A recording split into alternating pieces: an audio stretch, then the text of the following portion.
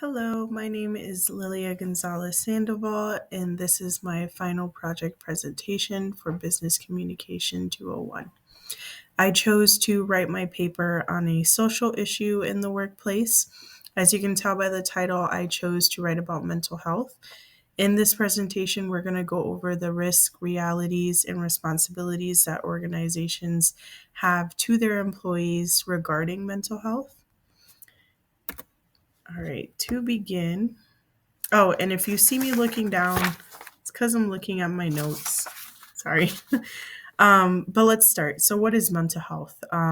Very hard question. There is so many layers to mental health that isn't easily defined.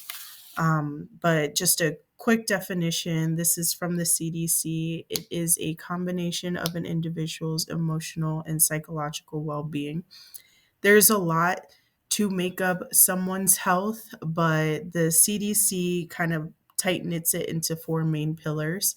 And the bullets here explain that individually, family, community, and society make up those four pillars. And each individual pillar, there are these factors called protective factors or risk factors. Protective factors are identified as positive, whereas risk factors are identified as negative factors. Each individual pillar can have one or the other factor or both, but individually, all of these kind of make up someone's mental health and their well being, essentially. How a person chooses to react emotionally or psychologically really just depends on if they're in that positive factor or risk factor mentality. But I wanted us to kind of get a basis understanding of what mental health is before we dive into what that looks like in the workplace. So let's see what mental health looks like in the workplace. These are just a few examples. But workplace bullying is basically when an employee is subjected to repeated episodes of harassment over a period of time. The BMC Nursing released a journal basically stating that it's kind of seen as a form of humiliation, if that makes sense. But not humiliation in the sense of, you trip someone in the hallway or you make fun of their clothes. It's more of you have a boss or a team member that is giving you an excess amount of workload that and they know that you're not going to be able to finish it by the end of the day or the end of the week, the end of the month. But they do it on purpose as a form of humiliation or for personal gain to make themselves look better. Another way is kind of withholding information that is valuable to the person that needs it, to the employee, because again, it's to humiliate them, make them not look good in front of the big bosses, or personal gain for the bully. So but those tend to lead to my next example, which is burnout. Burnout is with or without bullying. It's basically a state of emotional, physical, or mental exhaustion. So if you're at work and you're working full time and you're constantly, you never have time for yourself or a life really outside of work, that work life balance is really kind of strangled because all you're thinking about is a project that you have to finish at work or a certain amount of hours you need to make sure that ends meet is met, um, is basically what burnout is. And that leads to absenteeism, or your production levels are kind of going down. It's because you're too tired, and that it affects the team as a whole, not only as yourself, but it affects the team. And if it's affecting the team, whether you're in some big law firm or you're just working at McDonald's or something, you're creating a terrible toxic work environment, which can also lead to mental health challenges. So, if your boss is mad at you because you're burnt out or you're getting bullied, you're too scared to say something, and that causes an issue. Um, So that brings me to my next point. What kind of violence and harassment do we see, in the workplace? In this chart that I grabbed, it says that most violence and harassment is psychological between men and women. There is physical and sexual, but most of the time it's psychological. So this could be stress or anxiety from outside of work or inside of work. But nonetheless, you're bringing one in with the other, and it's creating a toxic work environment for yourself and everyone around you. And we need to, as a business, organizations need to understand that we have to attack this head on before it affects, the organization as a whole. And then that's when you see profits go down, you see turnover rates really bad, and we don't want to get to that point either. So here are some drawbacks of poor mental health recognition. So when your employers decide not to tackle, mental health in the workplace, immediately you're going to see low productivity. With low productivity, the team struggles, and of course the business struggles. The American Psychiatric Association said that unresolved depression resulted in 35% reduction in productivity, because companies that choose not to address poor mental health in the workplace have seen that reduction in productivity. And because of that, that has contributed nationwide to a 210.5 billion a year in productivity loss, and that essentially affects the economic numbers as well, which brings me to the other bullet points. So in the U.S. alone, we have seen a $300 billion loss annually just from um, poor mental health, and not acknowledging what that looks like in the workplace. So, a study by Ahmed said that stress related work led to lower production and people quitting. And because of these people quitting, they found the $300 billion loss annually due to levels of production and absenteeism. So that creates a struggle for companies. It's because obviously you don't want to see your business fail, but then again, you don't want to see your coworkers struggle either. But if you're not doing anything about it, then nothing's going to happen. And if one business is failing out of 100, that's fine.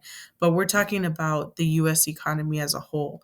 If millions of companies are having this issue, because there's this stigma around, mental health, and they don't want to address it, then as you can see by the numbers, economically, we're losing 300 billion. And that's not doing anything for us economically. And I kind of wanted to see from a different, country what that looks like for them. And Canada is actually having the same problem. The Canadian Psychological Association says that organizations lose up to 6 million because of levels due to levels of production because of poor mental health. So, because of depression, anxiety, other mental health conditions, we're seeing this, loss of financing or financial income go down. It's because of, people just, for whatever reason, it's like mental health is such a touchy topic that they don't want to like talk about it. And most of this, stress is related to these ages that I had listed on the screen. Because of that, there's obviously going to be employee retaliation. Because as an employee, you think, well, my job doesn't care about me. Why should I care how hard I work for them? But that's why EAPs are important, and I'll get into that later. But certain programs and people are needed to address these mental health issues to make sure that we attack this head on. In this screen here, I kind of listed, reasons why people decide to leave. This is from 2021, so it's a little outdated, but as you can see, I personally believe it's still pretty relevant to today, and the numbers are probably higher, but most of it is because of the pay, benefits, stressors outside of work, or honestly, the third bullet there, felt disrespected at work. So there's a lot of things that go into what affects someone's mental health, kind of going back to those four pillars we were talking about, whether it's family, or the society, community. It's just individually, you feeling like, you're getting disrespected at work. So these are all different things that contribute to this. But benefits of actually addressing and recognizing what mental health looks like at work can create a positive environment. EAPs are essentially employee assistant programs. They are confident professional support programs that navigate mental health challenges that affect employees' performances. And in turn, so those are the programs that are offered.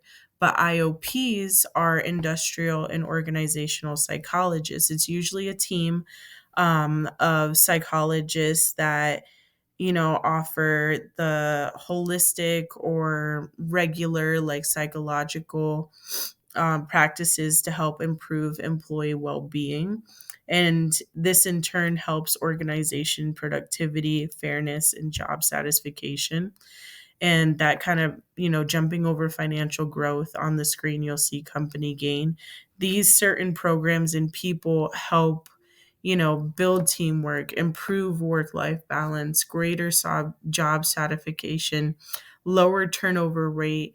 Workplace culture is, better. It's because they're trying to make sure that everything is taken care of for the employees. The Journal of Industrial Psychology emphasized that IOPs are so important because they solely work to identify the root cause of what someone is going through and then provide those resources, such as EAPs. Um, and then to kind of jump in the financial growth. So basically, the Care Plus Solutions is one of the first EAPs that was ever founded. And they are a training program that help companies offer resources to their employees for mental health help. And they basically estimated that the increase the increase of EAPs offered to their employees has an average return on investment of $3 to $5 due to reduced absenteeism, because they're choosing to be proactive. They're seeing that ROI on their business. And I feel like that goes kind of a long way, And when I put down code of conduct, and you can't see it because of my screen, but I also put policy, it's because I feel like to address any backlash or bullying, there should be a form of consequences done so that people understand that you can't do that at work. I mean, we're adults now, and people's mental health, it is serious, and you shouldn't feel terrorized going to work. Lastly, this is a survey I did at my job of five of my friends, basically asking, do they know that Chipotle has a mental health program to help with any stress related? And I kind of jumped over the first two. It's because most of them answered yes, that they do know we have it.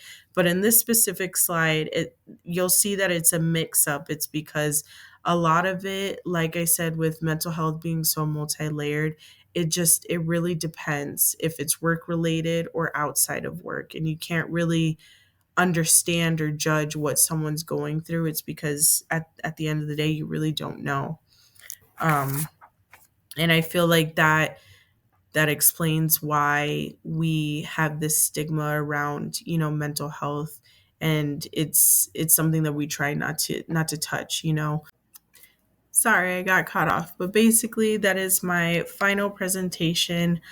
These were my participants. These are my references, but thank you, and I really enjoyed writing about this project.